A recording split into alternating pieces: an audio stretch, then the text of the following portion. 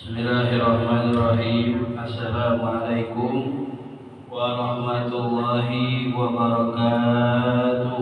Waalaikumsalam warahmatullahi wabarakatuh. Kedinginan sebenarnya.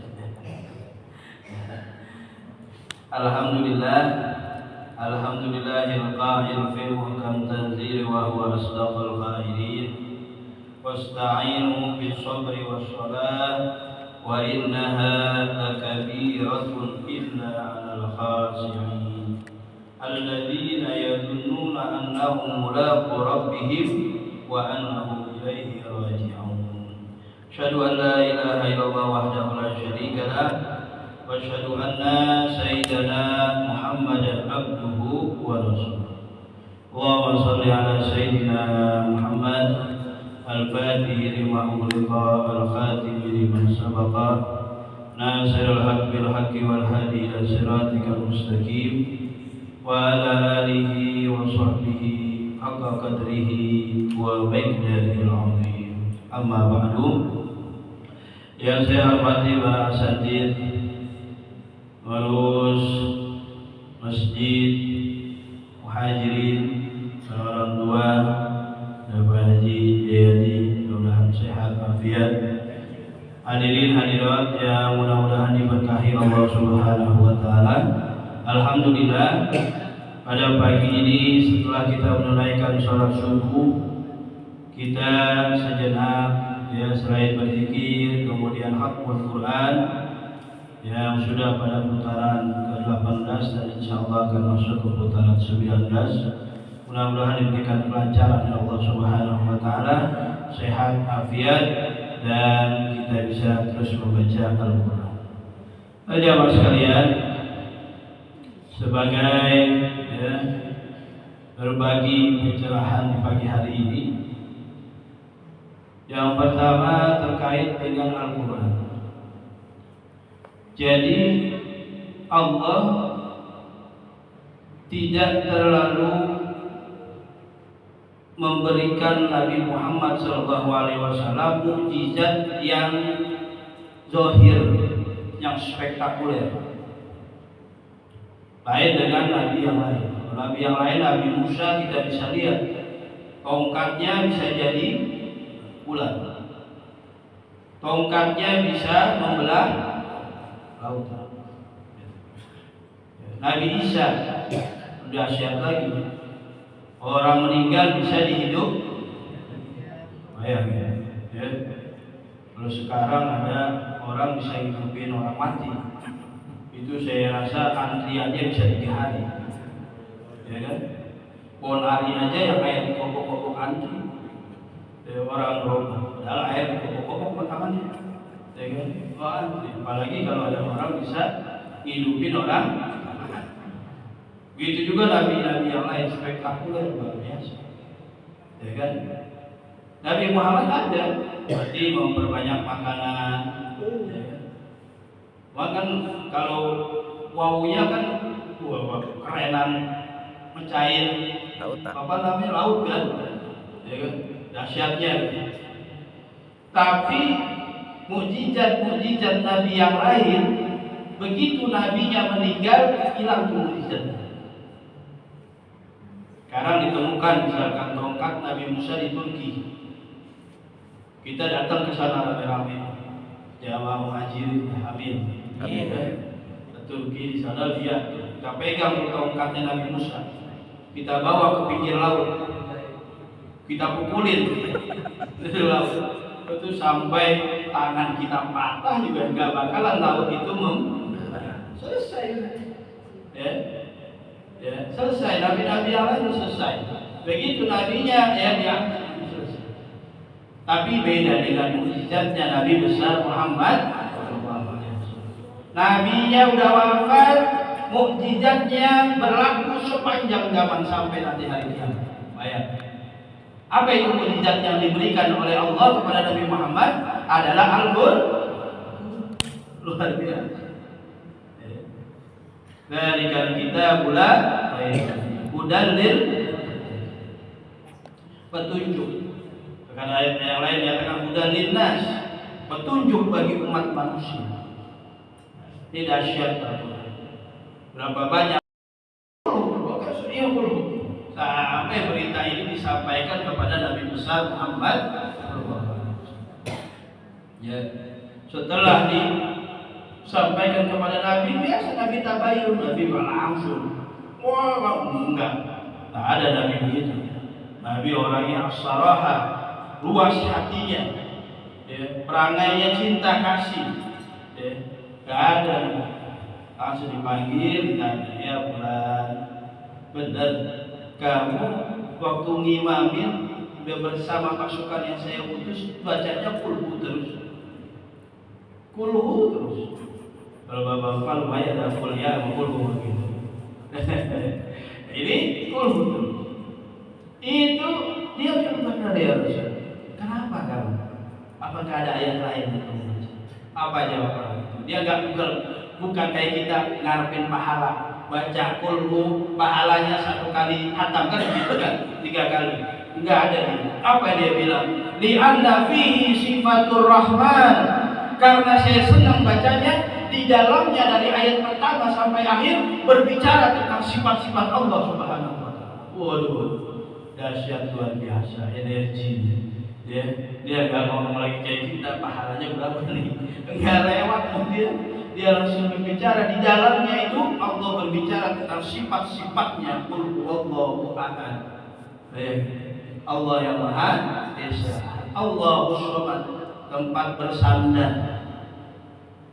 Qul huwallahu ahad, Allahus Samad, lam yalid wa lam yakul lahu kufuwan ahad. Enggak beranak, enggak diberanak. Ayo. Ini kalau kita baca dia energinya luar biasa. Mau tidur, baca. Taruh tangan kita di kepala. Rasakan energi qul huwallahu ahad.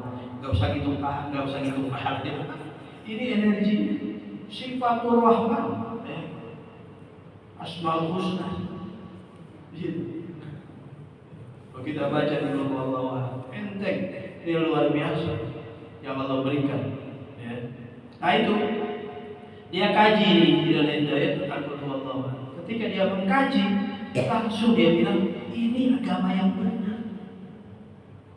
Ini agama yang benar. Tuhannya satu. Kalau Tuhan banyak, repot. Apalagi ada Tuhan pencipta. Ya.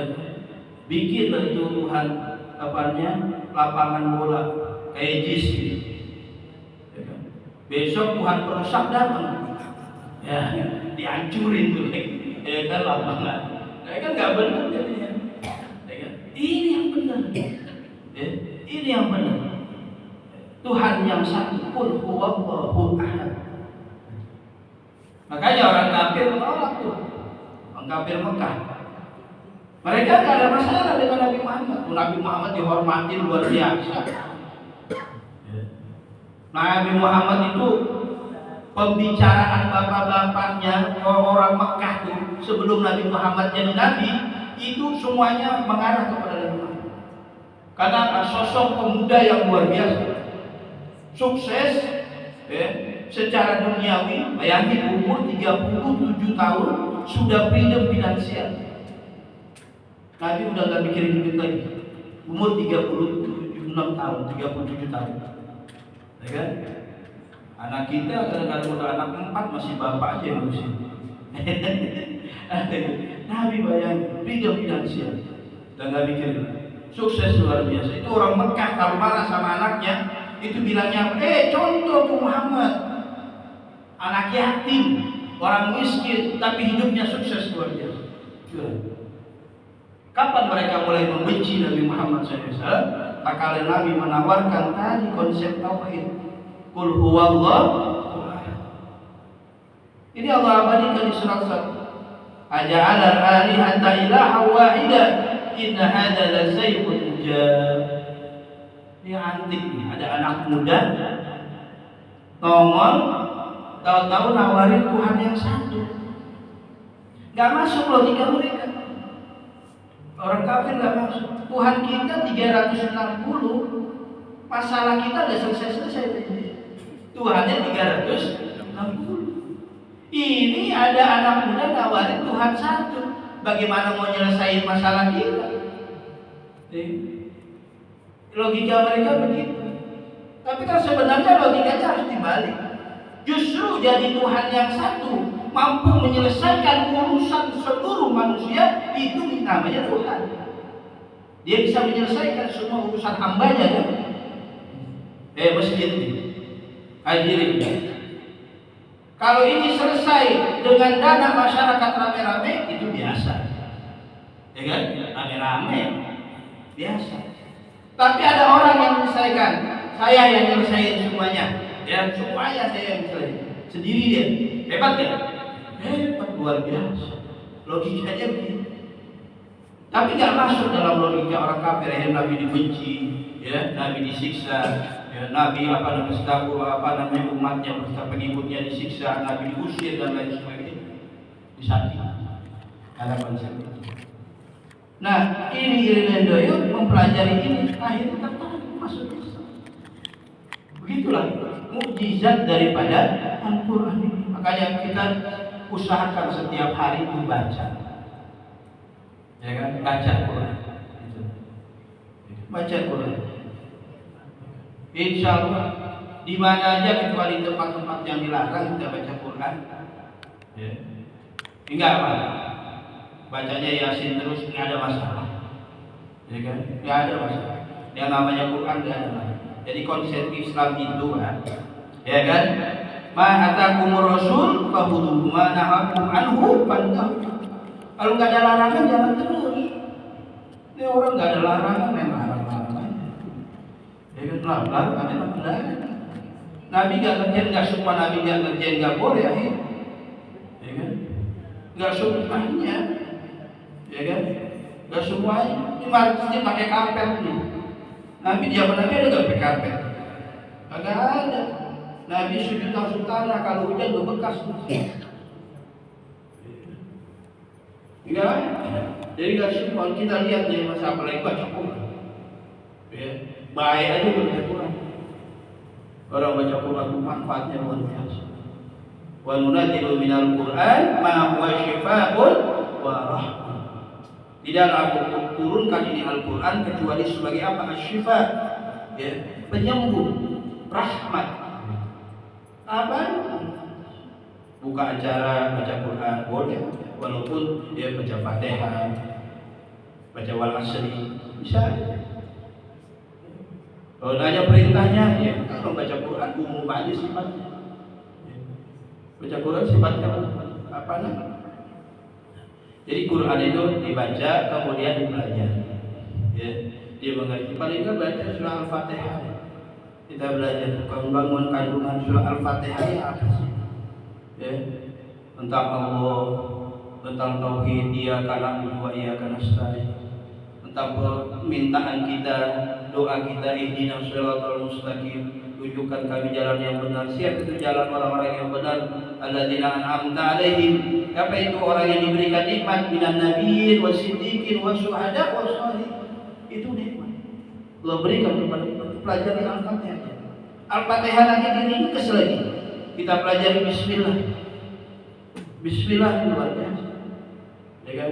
Ada orang infak panggil orang sekampung, ya, di RW apa itu, ya, jadi kalau sekali infak bisa ngambil orang 500 sampai 1000 orang, panggil, kan potensi riak kan, potensi itu rontok Pak sama dia baca Bismillah, baik itu Bismillah, dia baca Bismillah itu rontok, sifat riaknya.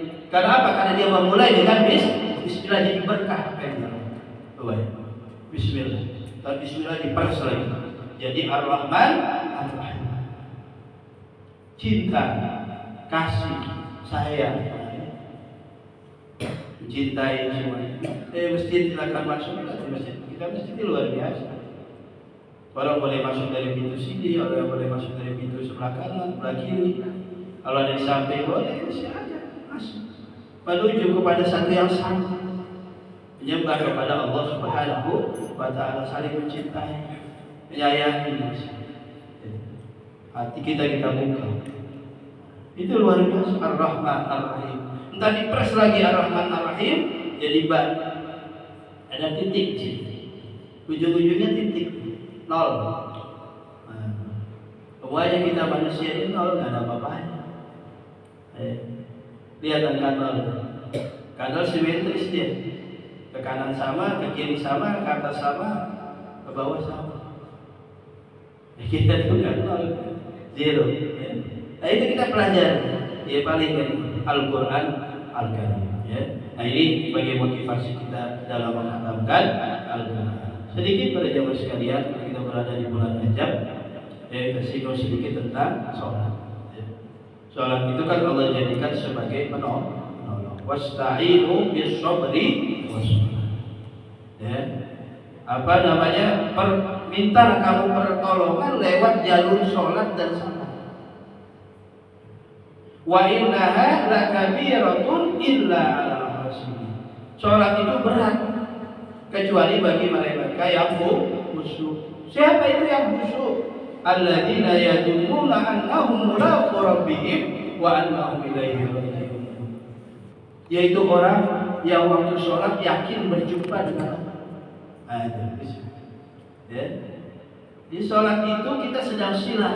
As-sholat bermakna as-silah. Sholat itu artinya nyambung kepada Allah Subhanahu wa Ta'ala. Ketika takbir sadar kita ini lagi sholat, itu paling rendahnya khusyuk.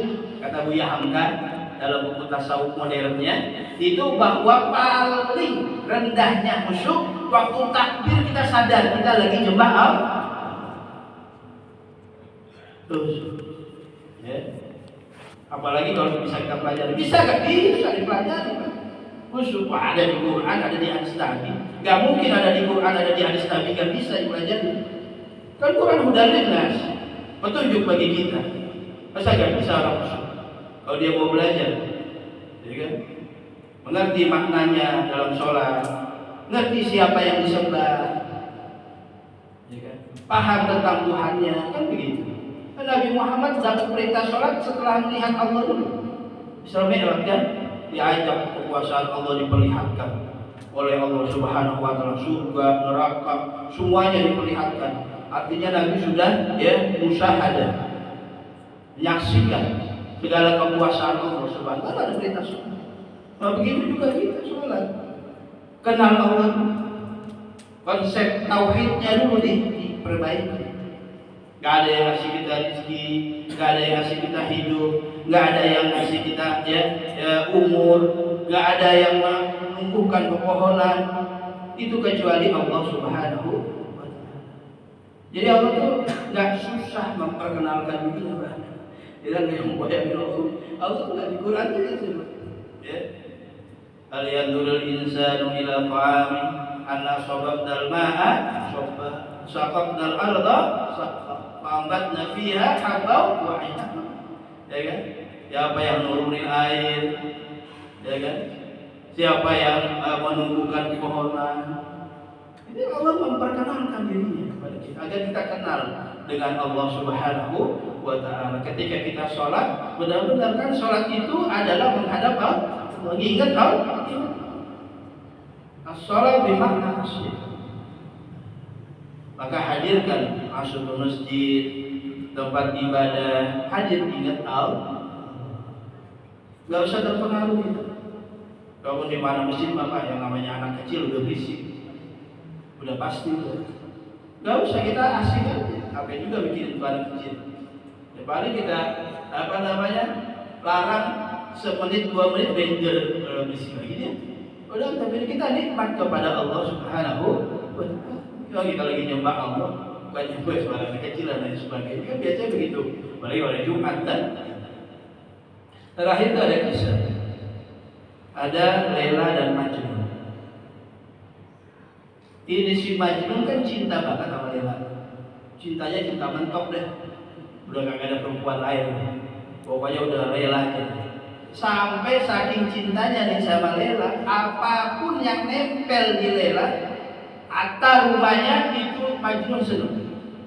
Sampai dia pernah tembok rumahnya Laila diciumin. Bayangin, saking cinta. Satu saat si Laila punya piaraan anjing. keluar dari kandangnya nih anjing. Karena anjingnya si Lela dikejar-kejar sama majnun. Kejar-kejar.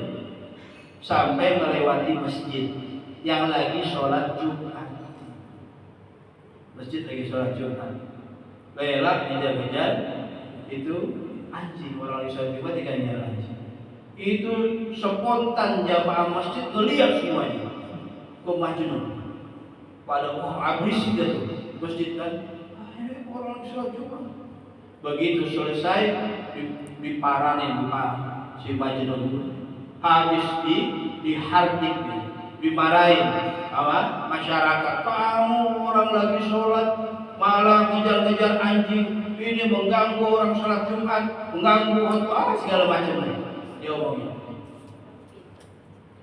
Si majnun menjawab dengan tenang dan jawabannya menohok kita semua. Apa kata si majnun? Kamu kan sedang berada di masjid rumahnya Allah. Iya. Kemudian kamu sedang melakukan sholat menyembah Allah. Kenapa sibuk memperhatikan saya? Bukan sibuk memperhatikan Allah. Gitu kata si majnun. Ya kan? Saya aja nggak memperhatikan kamu kan. Saya fokus mengejar anjing. Saya nggak tahu kalau di sebelah saya ada masjid. Karena saya fokus kepada anjing. Lu lihat, mana kita berapa banyak orang masuk ke masjid, tapi dia nggak hadirkan rohnya di masjid. Ya kan? Sholat berapa banyak cuma nunaikan kewajiban. Dia nggak hadirkan rohnya ketika dia sholat. Maka nggak heran dari masjid kadang-kadang marah. Pengurus masjid berantem, ada gak? Sering kan? Saudara, ya kan? Bayangin tuh, ya kan? Bayangin. Masjid bukan menjadi rumah untuk mengenal Allah, tapi kadang justru memperkuat atau menjadikan ego kita. Di sini, bayangin. Dan Majnun bilang, kamu di masjid lagi nyembah Allah, kenapa ingat saya? Gak ingat Allah, ya kan? Nah iyalah, makanya kita harus perbaiki, ya, sholat kita, ya belajar. Kuncinya ya belajar ilmu. Lalu saya pernah belajar sholat khusyuk dengan Ustaz Abu Sangkan, ya, Ustaz Abu Sangkan berapa kali sampai di Surabaya saya ikut, ya. Nah itu ada kiatnya juga, ya kan? Kalau kita ini lebih ambil enggak beda orang ada khusyuk digunakan, ya kan? Hadis Nabi ada. Jadi kalau kita baca masalah khusyuk, ya, hadis-hadis tentang khusyuk luar biasa. Ya, pelajari dulu, kita pelajari bagaimana kalau kita takbir, niat, ya kan, sebelum sholat. Maka karena Imam Syafi'i itu nawai usolli. Orang tasawuf, ya Allah izinkanlah aku sholat dengan segenap hatiku. Ayo, kita perlu pelajaran takbir. Ketika takbir ingat kepada Allah. Bayangin, bapak-bapak habis ini, habis subuh, ada orang berdiri di depan masjid, bawa uang sekarung. Ya, bapak-bapak dikasih 5 kepok. Satu semuanya. Itu orang bapak-bapak ingat apa enggak? Hah? Dikasih duit 5 kepok 50 juta kan, dikasih kepoknya kan 10 juta. Itu orang kita kira-kira kita ingat apa enggak tuh? Ingat sampai mati kita ingat, Pak. Sampai mati kita ingat. Tapi pernah enggak kita ingat Allah memberikan? Enggak pernah tidak memberikan kepada kita. Justru kita lebih ingat manusia yang ngasih kebaikan kepada kita ketimbang Allah. Ya ma'baraka bi rabbikal karim. Manusia, kenapa sih kamu masih, ya kan, masih jahat sama Tuhanmu yang maha baik? Yang maha baik. Kita kan dikit-dikit nyalahin Tuhan. Habis Allah begini, ya Allah begini, kan? Dikit-dikit bawa-bawaan kembali kepada Allah, kepada Allah kembali. Ya kan? Nyalahin, kira kekurangan, nyalahin Tuhan. Jika kelebihan kita anggap diri kita yang hebat. Ya kan? Jadi kurang, ya belum dikasih jalannya sama Allah, belum dikasih jalannya ke Allah gimana? kan? Jadi seperti itu. Kita kembali kita belajar, ya kan? Kemudian merekonstruksi sholat kita, ya, kita belajar diskusi sama orang yang mengerti, ya, sehingga kita mengalami sebuah kenikmatan spiritual.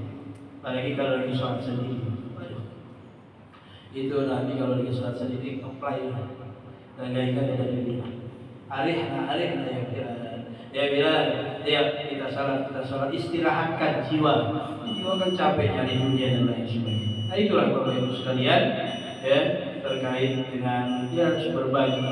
Kita yang pertama kesimpulannya adalah bahwa Quran ini adalah mukjizat yang luar biasa sepanjang zaman. Solehun fi kulli zamanin wa makan. Kapanpun ditempatkan ini Al-Quran, dia akan selalu berada pada posisi yang benar. Kemudian yang kedua adalah kita melihat sholat kita, ya kan, memperbaiki sholat kita. Insya Allah akan memperbaiki hidup kita, terutama anak istri kita juga harus diperhatikan sholatnya. Wa'mur ahlaka bis-sholat wastabir 'alaiha la nas'aluka rizqan nahnu narzuquka wal 'aqibatu lit-taqwa. Yaitu, ya, perintahkan keluargamu untuk mendirikan sholat dan bersabar.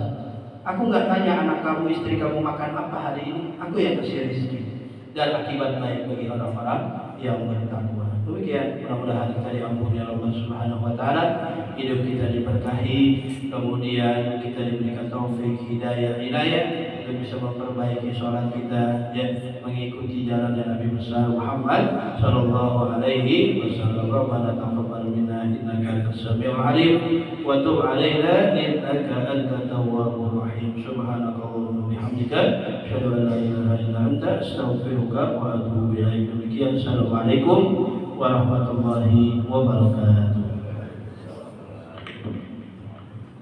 Terima kasih Kiai Lutfi yang sudah memberikan tausiahnya.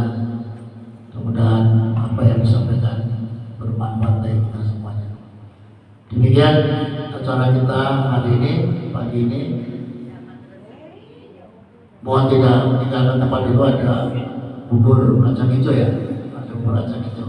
Kita sarapan bersama.